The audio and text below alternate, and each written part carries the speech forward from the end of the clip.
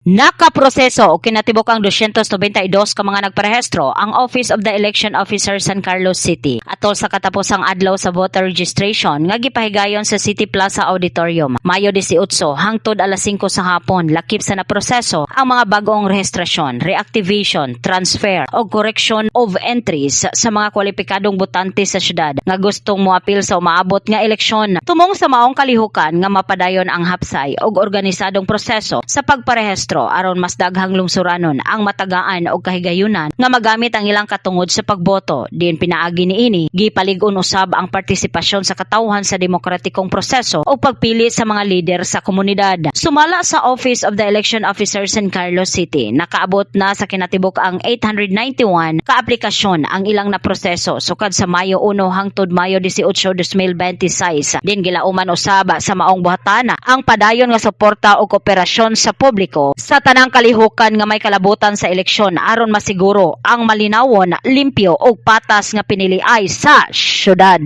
In the heart of changing lives, kini si Brigada Dixin Bininghagan sa 89.3 Brigada News FM San Carlos, the Music and News Authority.